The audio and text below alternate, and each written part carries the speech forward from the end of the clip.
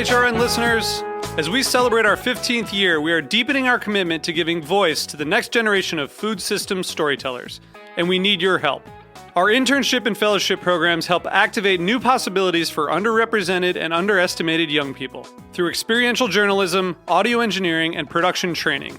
Through these unique programs, HRN helps food equity stewards build essential workforce readiness skills that expand their potential and foster economic mobility. Please consider supporting these critical programs. And with a minimum donation, you can be entered to win a dinner for two at an amazing restaurant in one of 8 cities and tickets to a concert at a great venue in one of those cities.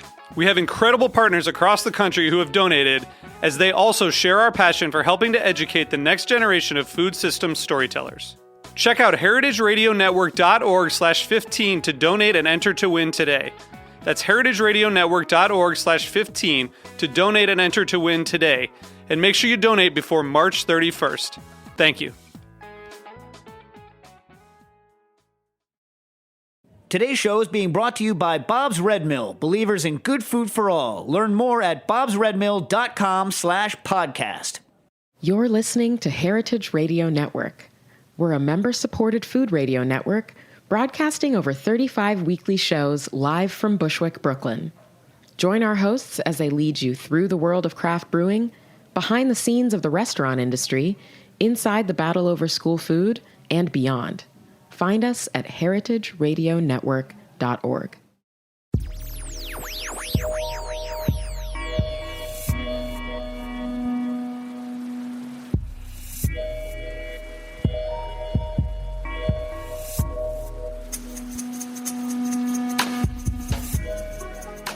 All right. Thank you for tuning in to the Heritage Radio Network.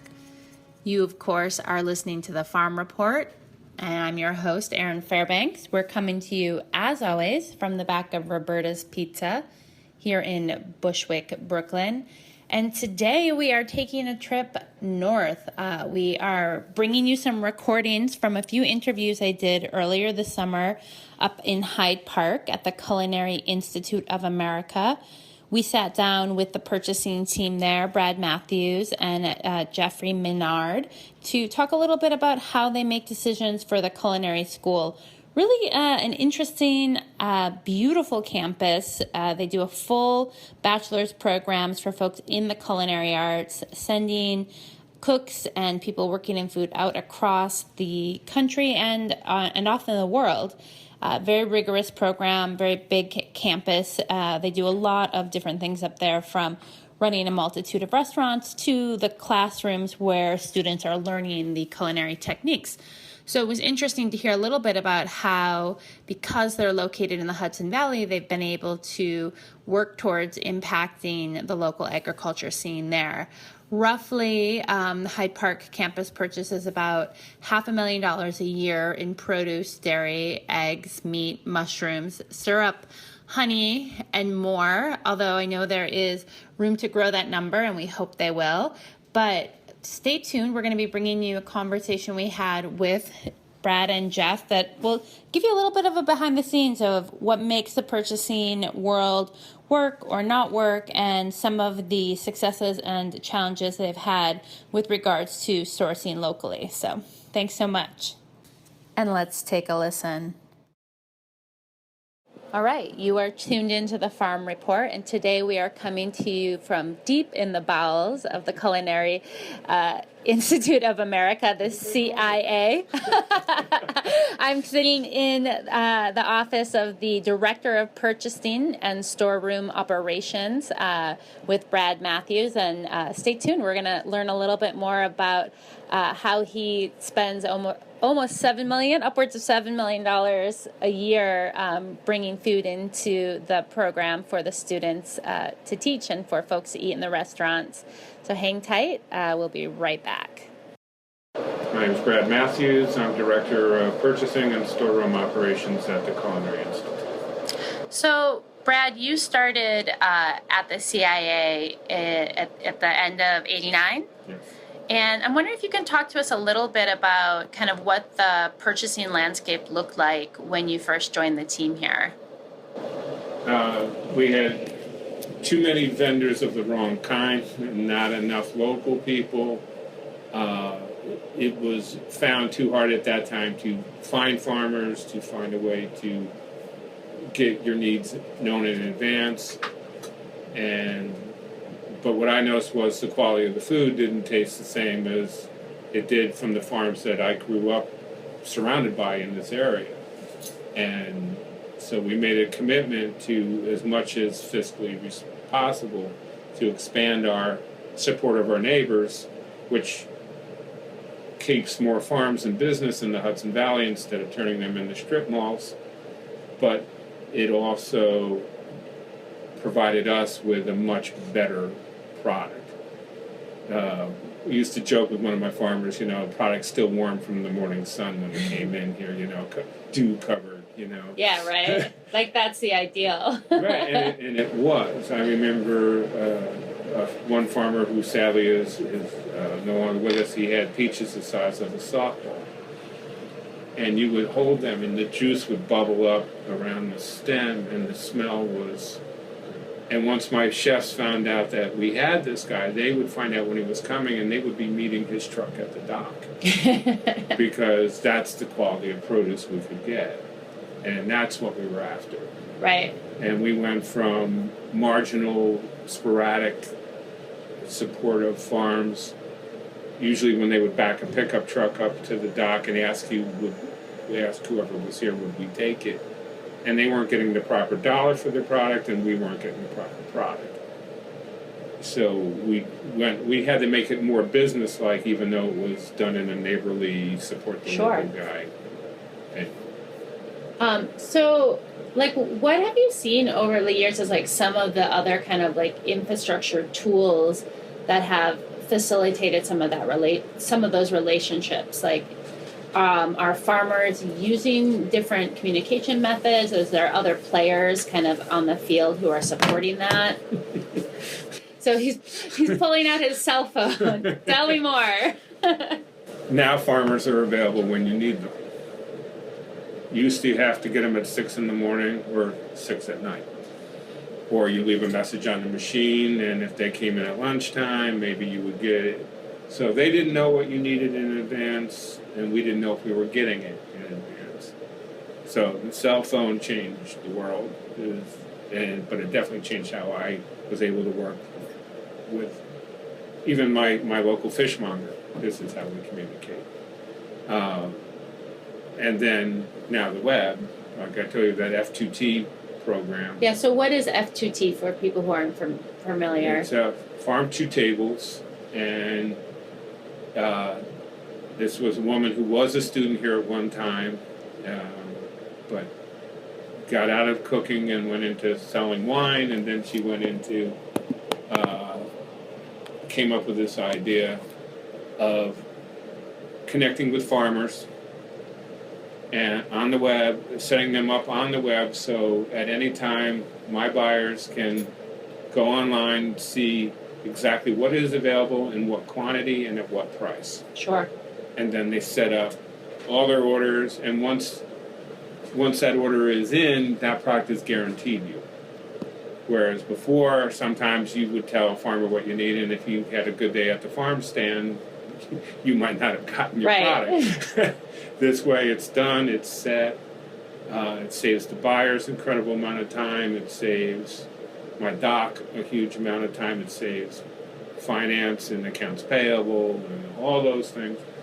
It makes everything much more efficient. Right. And it works better for the farmer because he's spending his time in his field growing what he should be doing and not driving around in his pickup truck banging on the door for money. Right, exactly. So that has helped everything. What as I told you earlier, what it takes away is that personal. I try to enforce that with my guys, that even though they're buying it through F2T, they need to still talk to those farmers. They still need to have that personal relationship because it just works better for everybody that way. Yeah, sure. And I want to be able to kind of paint a picture of the kind of complexity of the operation here at CIA for folks. So can you give us, just in some broad strokes, an outline of kind of what types and what volume of food are kind of coming through the dock here on a kind of daily, weekly basis? We have everything from basic skills classes right up to white tablecloth restaurants. So the variety, and we also have a full baking program. We have global programs, so we have cuisines of Asia, Mediterranean, the South America, all the Americas. So the variety, the dollar volume here is large. We probably do somewhere around $7 million a year right now. But that's easy. It's the variety. You know, Right. we can have 3,000 different SKUs here. And that variety changes and shrinks with the seasons, obviously. We buy more local, more produce during the summer. And then the also challenges, we may need as little as a pound or two of things. Mm-hmm. And it's tough to get vendors to want to go too far out of their way to sell you a pound of raw ram. Right. So we have full butcher shop, full fish kitchen, a multitude of bake shops, 5 public restaurants, plus all this range of classes with applied program where you start in making stocks and learning knife cuts all the way up to the restaurants. So and we do a graduation every 3 weeks. Right. So Lots of moving parts. lots of moving parts. When I first came here, I was probably here 2 years before I wasn't in some minor form of panic. Because it's just so much to grasp. But what is clear to us is that if we don't do our job right here, nothing else in this building works. Yeah, it starts with you. Like, Right. If we're not putting, those students pay a great deal of money and invest a great deal of themselves to come here. And if we don't put the right product in front of them when they need it and show them what it's supposed to be, then they're not going to get the chance to work with that product, learn from that product. yeah. So it's rewarding and challenging as hell all at the same time. So as we were kind of walking through the produce area, I know we passed a box of tomatoes from McEnroe Farms, which is a farm that I'm familiar with. I know they do sell down at the New York City green markets, and you see them around. What for farmers or people who want to be farmers someday? Like, what would be like your advice to them as someone who leads such a like large scale purchasing operation? Like, what helps you kind of work with them? Like, what are the tools or the ways to approach if people want to get involved with or think about kind of making entree into more of like an institutional system? You need to find out what your customers in that area want. Mm-hmm. Number one, it doesn't matter if you can grow a ton of any one thing well if you can't sell it. Right. So you need to find out what the market is, what you can do better than somebody else. I mentioned Sky Farms. His lettuce and his salad mixes are amazing. So that's what he does. Right. McEnroe has these phenomenal greenhouses where it looks like a forest inside, and they're tomato plants. So by the time the warm weather comes, he's already got everything growing and ready to go. And so that's his niche. Right. So find your niche and then find out which restaurants in your area can support what you do. But also be open to growing what they want. Right. That makes sense. The other thing they need to do is be where they say they're going to be when they say they're going to be there. Having an item on my lunch menu doesn't help when the farmer shows up at 2 o'clock in the afternoon.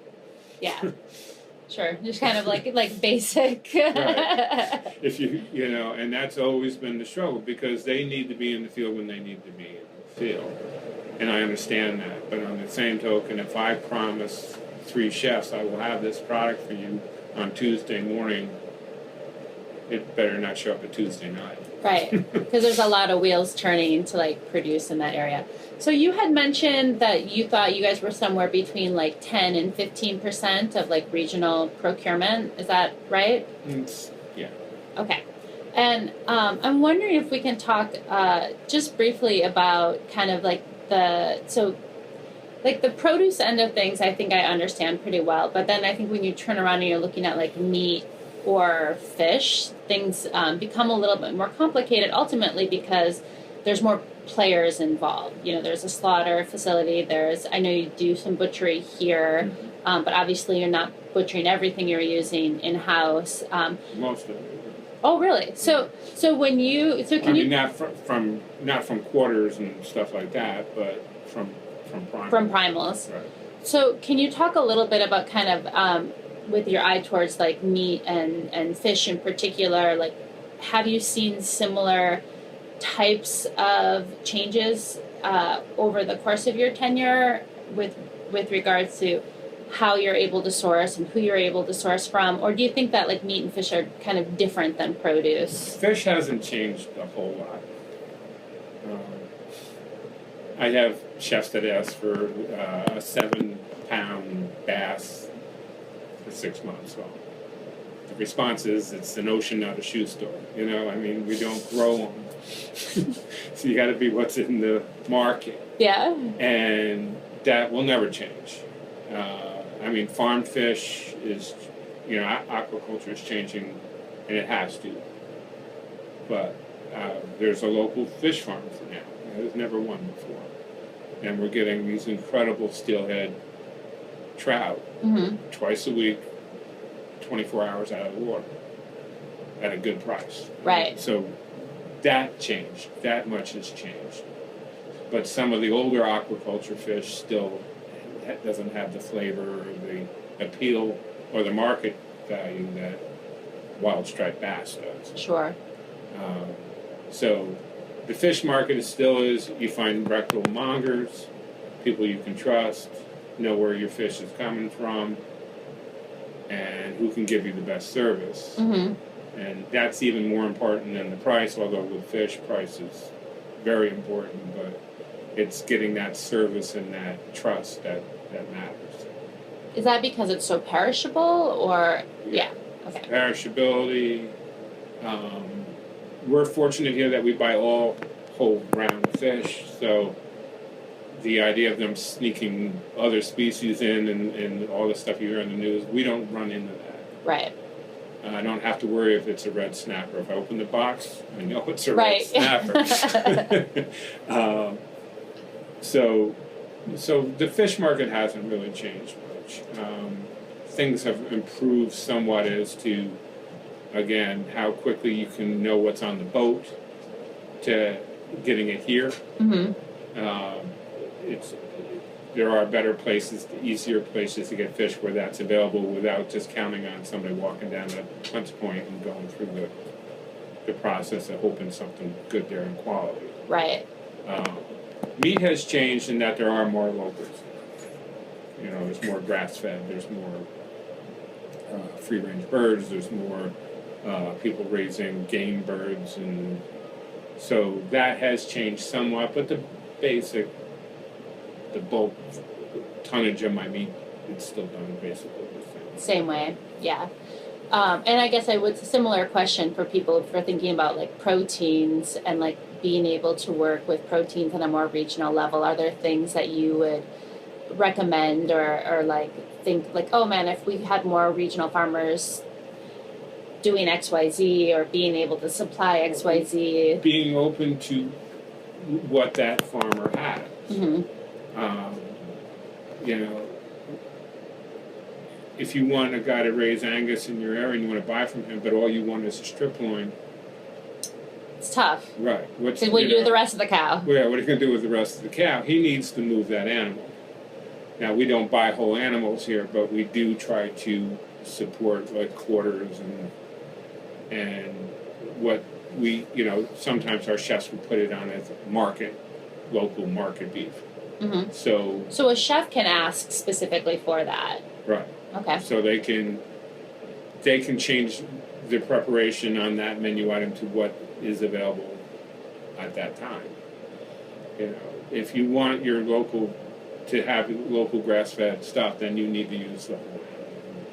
It sounds obvious, but it's not always the way people see it. Yeah, sure. You know, I just want ribs and loins. Yeah.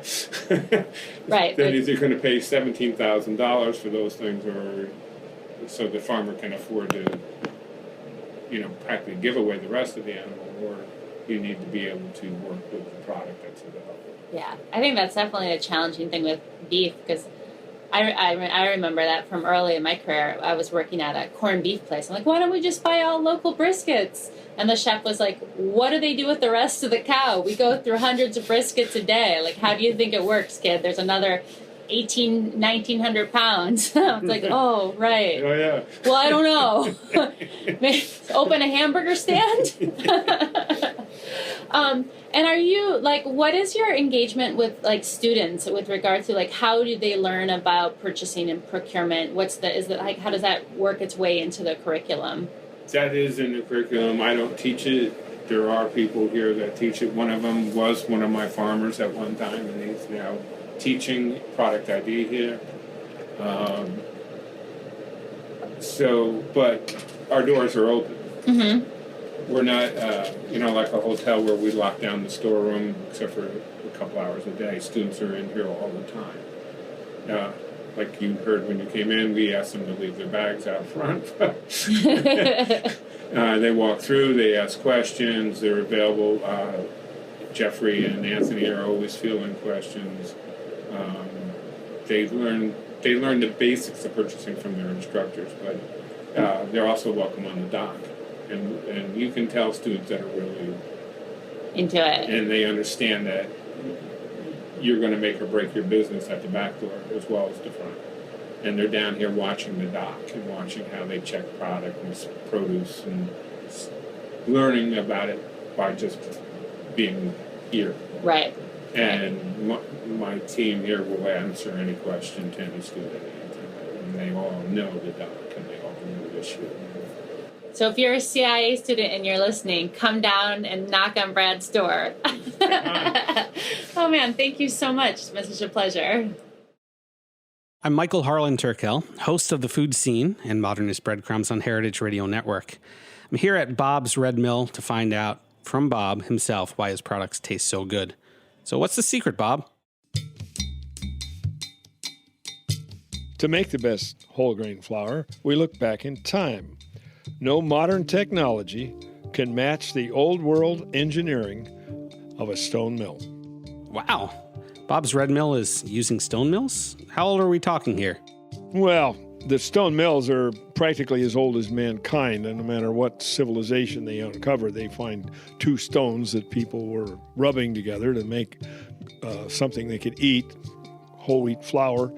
But the stones that we use are quarried near Paris, France, in La Ferté, and it's the same stone material from the same quarry that the Romans used to make stone mills all over the Roman Empire, of which you can testify by looking at Pompeii.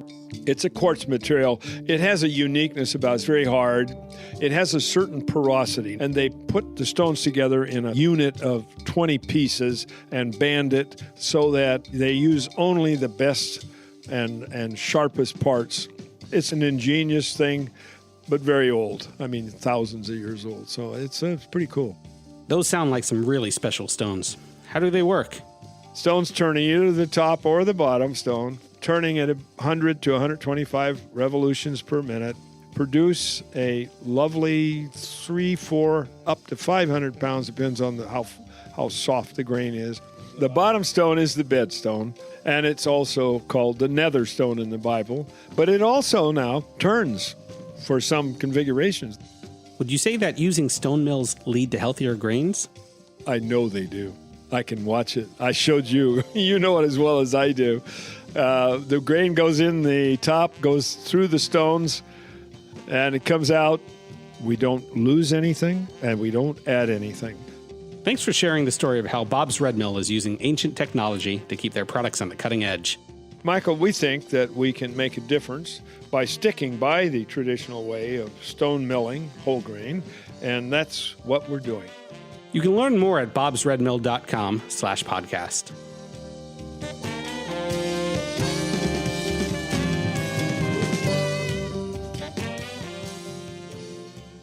All right, we are back. In the second half of the show, we are going to be hearing from Jeff Minard. So without further ado, here's that tape. All right, so we're continuing our tour of the CIA. I'm sitting in the basement here with Jeffrey Minard. He is a buyer here at the CIA. His kind of area of purview is non-perishable items, but he also covers a lot of the dairy that's bought by the institution and some of the kind of non-specialty cheese items. So obviously, New York State and this region has a long history as a dairy-producing state. Yes. So does that kind of translate into, I mean, I feel like dairy, especially fluid milk, it's like a perishable item, so by its nature, you're kind of looking at local stuff. Yeah, local stuff. We do a lot with Hudson Valley Fresh, which is a great co-op of local dairy farmers who kind of all merge together and sell their product. Also with Ronnie Brook Farms, we do some of their products as well. And then Feather Ridge Farm for all our shell eggs. We did, I think, 1.5 million shell eggs last year. Wow. So it's quite a large volume. So when I always think it's interesting, like for someone who's like so directly in the buying space. So like when you show up, it's Tuesday today, you show up at work, like, can you give us a little bit of a sense of like, just kind of what your day looks like? What are you reading first thing? What's kind of on your like daily to-do list? Usually I come in, first thing, check your email, see if chef's looking for something crazy. Mm-hmm. And then you kind of put that on the list of things to do for the day. And then we do inventories. Checking the produce truck is first and foremost. They're here usually at 6:45. And then we check all that in and then kind of go about, fill the orders that are maybe missing a product for the chef, do that. And then we kind of do our daily purchasing, doing our orders, talking to vendors, seeing when we're expecting a product, if it's out, just kind of follow up and kind of always keep things moving. It's just you can't stop. You just got to keep it going forward. It's always something else. There's always something crazy you got to find, and you needed it yesterday, of course. But sure. Yeah, you're always running. Lots of balls in the air, and I think too, just because we're outside of the city doesn't mean that like space still isn't a constraint. So can you talk a little bit about like product rotation, especially dealing with something like dairy? Like how frequently are you getting things in because you can store them, or things like dairy? We get our egg delivery about twice a week, which usually contains 40 cases and 30 dozen a case. We get that twice a week. Most of the dairy we can have here between 2 and 3 times a week. If we run short, they're pretty good about bringing us something. But a lot of the local stuff is produced to demand. Mm-hmm. So like when we place our order, it's usually 3 days out from when we need it. So then they basically produce to demand. So it's interesting because we get affected by the public school system that buys the product, because then there's not enough milk that they are using to provide everything else. So it's kind of, we run into a little problem in the summertime, but we make up with other people and it works out. Yeah, so it's always like a little bit of a balancing act. And then one of the other things is like you're obviously ensuring kind of the quality of the incoming product. So can you talk a little bit about like how do you handle when something's like not quite right? Most of our vendors, if not all of our vendors, if something comes in and we don't think we can use it in the sufficient amount of time, if it looks a little questionable or if it's just questionable at all, we can send it back. We can write a credit. Most of them will gladly replace the product if it comes in and it's questionable. We've had vendors bring us some back later that day. If we get something that we're not happy with, they'll go back and swap out and get us something better that meets our standards. Yeah. Which is, it's good. I mean, and that's all building relationships with them over the years, that they know that we're a good customer and we'll continually purchase from them, and they kind of make it right and Yeah. it helps a lot. Well, I think like that's the thing. It's like, you know, you're looking for consistency, but you're also dealing with agriculture products. So like there's a range, right? Oh, there is. I mean, and sometimes, I mean, it grows in nature. So, I mean, some weeks a beet, it could be the size of a golf ball or the size of a softball, depending upon weeks of growing. And, I mean, you got to kind of make variances and make communications to the kitchen that they know they're going to get large beets as opposed to semi-large beets, so they know how many to use and prepare and what they're looking for. So it's... I think that, you know, when people think about pursuing a career in culinary, and that, like, purchasing is probably not at the top of most people's lists. It's not necessarily the glamour position, but it's, like, ultimately the decision that is really determining so much of what's allowed to happen at an institution or in a restaurant, because you can't make great food if you don't have good ingredients, and you can't have a sustainable business if you can't hit your food costs.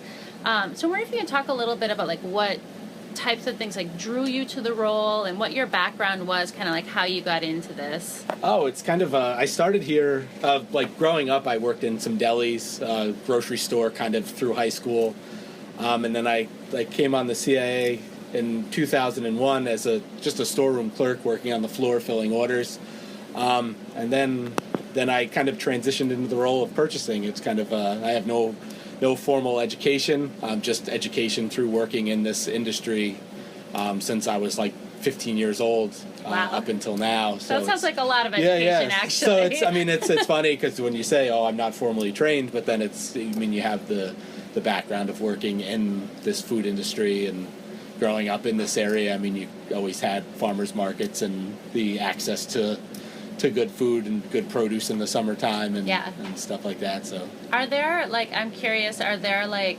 I want to say, it's not like buyers clubs, but like in the purchasing kind of like industry, when you go, like, are there kind of trade magazines or conferences or chat boards, or like, is there like a place that like other people in your position in different areas where you kind of, I don't know, exchange? That's a good one. I haven't really, honestly, haven't explored that. Yeah. A lot of it's neat when we go to like food shows. You run into other people that you know from the industry, and they're kind of buyers on different levels. So I mean, some of our vendors, and then they're buyers, so you get to talk with them a little bit, and it's kind of like you just kind of just see what's going on and what they have to say, and you kind of just go that way. Go that way. Yeah. And then thinking about kind of like food, kind of coming back to that conversation around food cost and price. Can you talk a little bit about like how you make decisions between kind of the quality, like there's kind of quality and price and relationship and availability? Like, is there a way that you kind of balance those metrics against each other, or like if you're going to decide to purchase something like regionally, like how do you decide like where to shift with stuff? Like if it's an in-season product, we try to get it from a local farmer, and we'll pay a percentage over what we would normally pay, just to kind of keep that. It's not exact. I don't know exact percentages, but maybe 20% more on the products, because I mean 99% of the time, I mean, you can't beat the local product. I mean, in taste, flavor, just even quality. I mean, some of the stuff, I mean, it comes out, I know Brad's probably mentioned, it comes out of the field sometimes in that morning, and it's at our dock. So it's, I mean, just to pay that little bit extra for something that you know is going to last, and you know it came from, I mean, sometimes 15 minutes down the road, it's a good, so then that's how we kind of balance it price-wise. And just look at if it's in season, should be a little less expensive than out of season. But I mean, there are some times when we need something that's out of season and it's $11 a pound, and normally in season it's $6 a pound. But chef needs it. You have to make the call and just let him know that you're paying this X amount of dollars, if that's okay with your food cost, and so that's kind of how we do it. One of the things I hear from dairy farmers is just the challenge of kind of milk pricing. And I think one of the things that's hard for folks to really wrap their heads around is like the way milk prices are set in this country are really impacted by stuff that's happening all over the world, and that like dairy farmers in particular are like I like one farmer, she's like, I'm a price taker, not a price maker, which means like she's kind of getting what she gets. She doesn't have much leverage to demand a different price. And so I'm curious on the purchasing side of that, like how often do you see fluctuations if you're looking at dairy prices? And is there a sense, like, is there a seasonal nature to that? Is there shortages that have come up over your tenure where you're like, milk got really expensive? Or, do you track that like the way a lot of people track, like, gasoline prices? We do look at it. Usually, I mean, it's kind of a market thing. I mean, if we see it coming down the line, that there might be a little bump in price, which is kind of good. We do follow some like trade, and we get a market report of like what we can expect. Even the farmer themselves will be like, listen, we're kind of, production's down, we need to kind of juggle the numbers a little bit, and you work with them. I mean, they have to make a living too, so it's like, I mean, you're not going to say, no, we're not going to buy your product. Sure. Because they do have a living to make, and then we do, like I said, look at market reports from the government even. I mean, the USDA puts out like pricing, commodity pricing and stuff, and a lot of that falls into that. So, and like when you're like entering a new buying relationship with someone, I know if you're not like for an individual restaurant, like depending on your size, depending on kind of what you're trying to do, you have like different HACCP plans. You need to have different levels of traceability, or to be purchasing from people at different levels of kind of like liability, insurance and whatnot. Do you, when you're purchasing from someone, like what are some of the constraints to that relationship? We definitely look into that. I mean, the HACCP thing is huge. I mean, a lot of those smaller farmers benefit from like a larger co-op that purchases, because they kind of it limits their liability. It kind of all falls under the big umbrella. So we look at that. Just do a little research. If a new vendor wants to come in, we just kind of do a little background check, a little internet detecting to kind of see if we can find anything about them. Or, I mean, even a lot of vendors come from other vendors that we've done business with, like that they think they might be a good fit for us. So it kind of comes on a recommendation. We'll check them out and go that way. But the HACCP plans and all that, I mean, we just kind of, I mean, with this day and age with everything, and just kind of, you got to be really vigilant and make sure you know where it's coming from and keep track of it. And so. What is the school side? I mean, I'm assuming that you guys would fall under the regional like health department here, as far as like just like a restaurant would get a health department inspection, a similar thing for. Yes. Yeah, we do. The county comes in, Dutchess County. They have the health inspector comes in. The state comes in, and they do. I mean, we're not exempt from any of that. They check everything. They go through the coolers, take temps, and make sure stuff's stored properly. All the sanitation and hygiene and whatnot is there. I mean, we are a public restaurant. We do have public restaurants, so I mean, we are serving to the public, so we have to adhere to all that, the same rules and guidelines as everybody else. Everyone else. What has there been anything, because you're getting to work with chefs who are producing menus from cuisines all over the world, has anything kind of come onto your radar that like now you're buying at home or cooking with or thinking about, that you learned about because you bought it? You're like, whoa, what's that?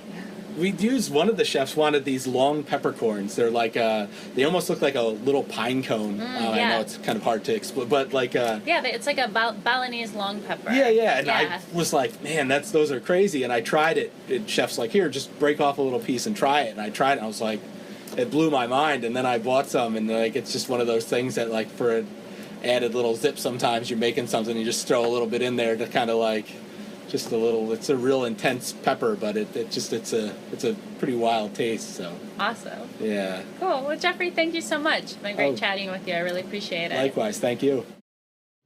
All right, that brings us to the end of another episode of the Farm Report. Thank you so much for tuning in. It was great to share some of these recordings with you. A big thanks to Jeff Levine up at the Culinary Institute, who helped coordinate our trip. I went up with a couple of other Heritage hosts. You can look across the network to hear a little bit more some of the different stuff they have going on up at the CIA. And stay tuned. I have one more set of interviews from our trip that I'll be bringing you later this year. Very interesting stuff from the school's local anthropologists and archaeologists, kind of unexpected expertise that was really thrilling conversations, and we'll have those episodes for you coming up later in the year. This, of course, like all of the Heritage Radio Network programs, was brought to you with support from our wonderful underwriters and from listeners like you. We really count on your support to keep us on the airwaves, and I would love to see your names on our donor roll. So if you can hear my voice, which I know you can because you're hearing it, it's happening, visit the website. Click that beating heart on the top right-hand corner and drop us a couple of bucks, show your support. I would love to know that Farm Report listeners are out there and pitching in to keep us on air. Thanks a lot, guys. Stay tuned, and we will talk to you next week.